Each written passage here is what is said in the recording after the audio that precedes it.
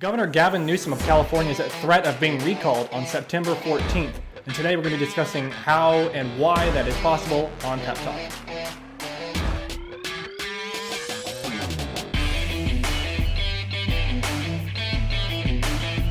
Hello and welcome back to Pep Talk. Thank you for joining us for another episode. Today we're going to be discussing, as I said, the California recall. And if you're anything like me, you probably are wondering, what is a recall? You've probably heard something about it, but you don't know exactly what it is. To me, it sounded something like impeachment. I didn't really know what the difference was because it sounded like the same thing.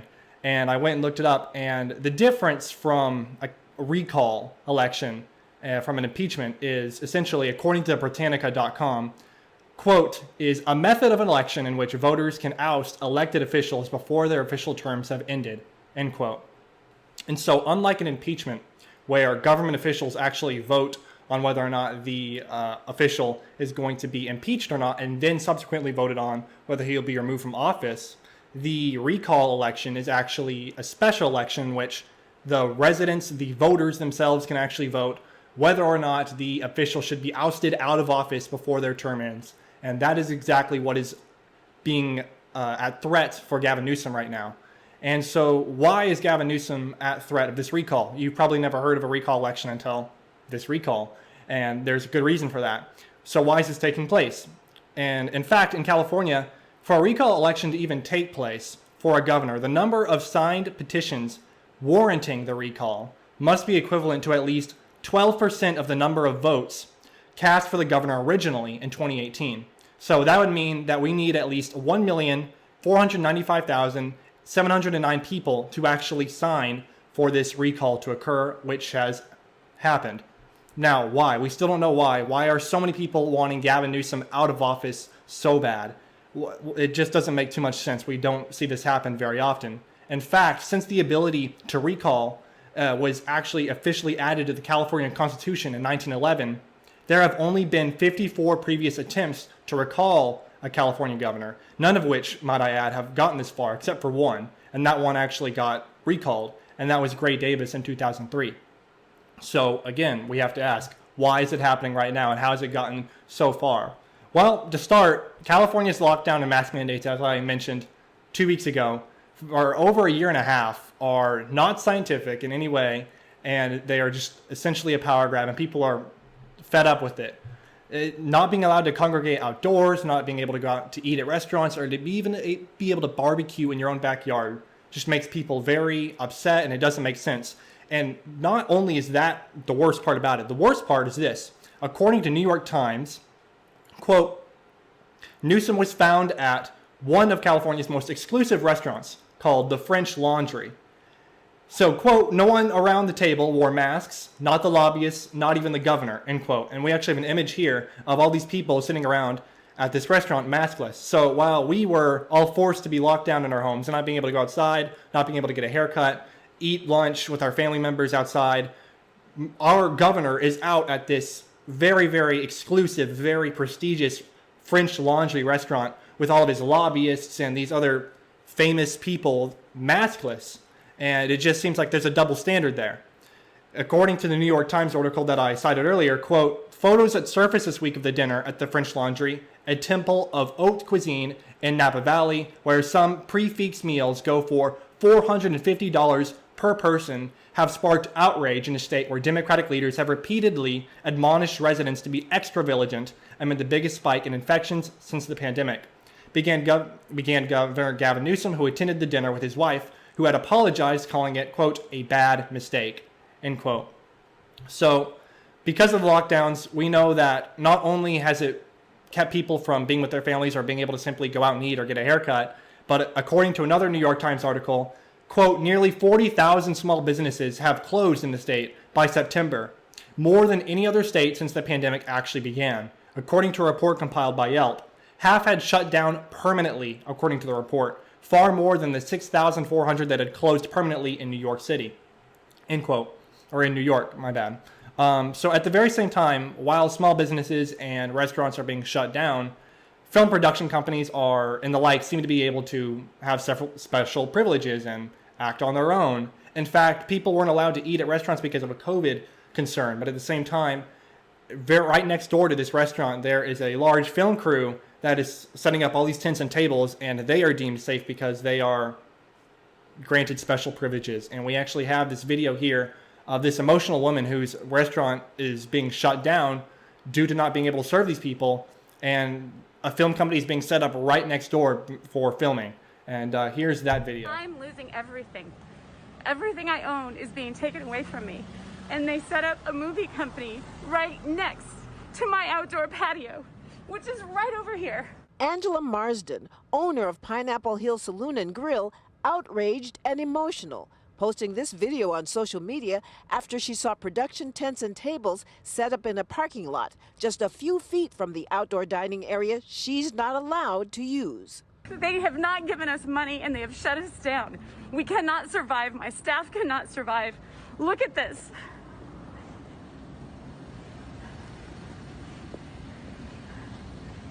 Tell me that this is dangerous, but right next to me as a slap in my face,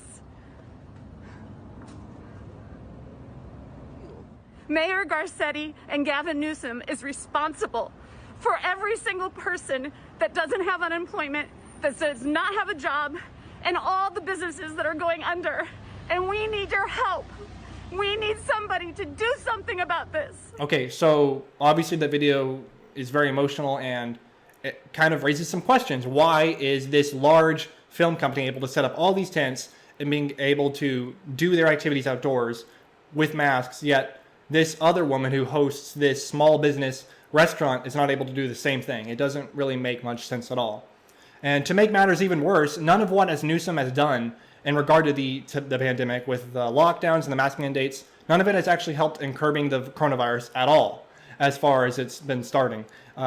Again, from the New York Times article, quote, California has suffered enormously from COVID-19, where more than 3.5 million cases and 47,000 deaths have occurred. Los Angeles County, one of the hardest hit places with death, has seen more than 1.2 million cases and 19,000 deaths alone. End quote. So this just goes to show that the masking and the lockdowns and all the sort of things that Gavin Newsom and the mayor of LA have been doing don't actually make too much scientific sense, since they're the hardest hit places. And it also really doesn't make sense when we see our governor going out and eating $450+ dinners with his lobbyists maskless indoors, when meanwhile us, the peasants, are forced to wear masks and force our children, some as young as 3 years old, to wear masks and stay inside forever. It doesn't make sense. We're just not part of the elite, and that makes people really upset. So not only is that a problem, but there's also a homeless problem in LA, which you've probably noticed if you've been in LA for any sort of amount of time. Actually, according to NPR, quote, as of January 2020, California alone had about 151,000 inhabitants experiencing homelessness, end quote. Now, California in the United States is the most populous state, and you might be wondering, well, that's probably why we have the most homeless people, is because California is the most populated state at a population of 39,613,493 people. And that's a lot of people. You would, seem to reason that we would have a lot of homeless people as well.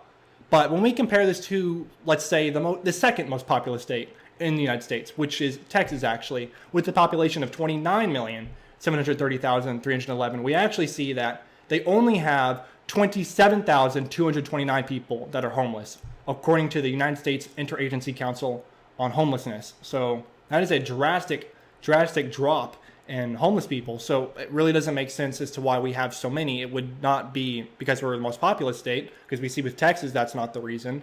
So then why, might you ask, do we have so many homeless people? The reason as to why California has so many homeless people comes down to basically two different problems. And it is not with tax dollars being spent.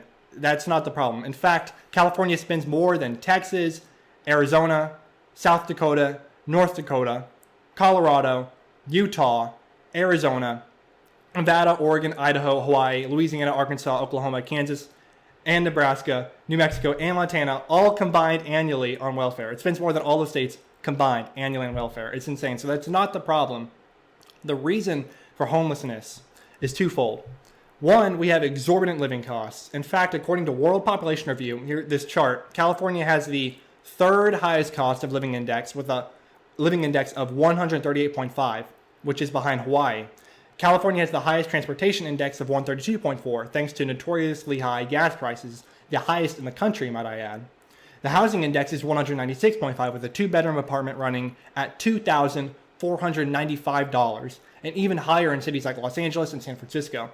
California's livable wage is $57,000, end quote. So you can see that we have an exorbitant living costs here. It is very, very hard to live here if you are not being paid top dollar. So that's one reason as to why we have so many homeless people. Another reason we have so many homeless people is because of this ACLU lawsuit. So the American Civil Liberties Union has sued the state, essentially, saying that personal property is personal property and it cannot be moved. So before the LAPD, the police had the authority to move people's stuff off of the sidewalk if it was in the way.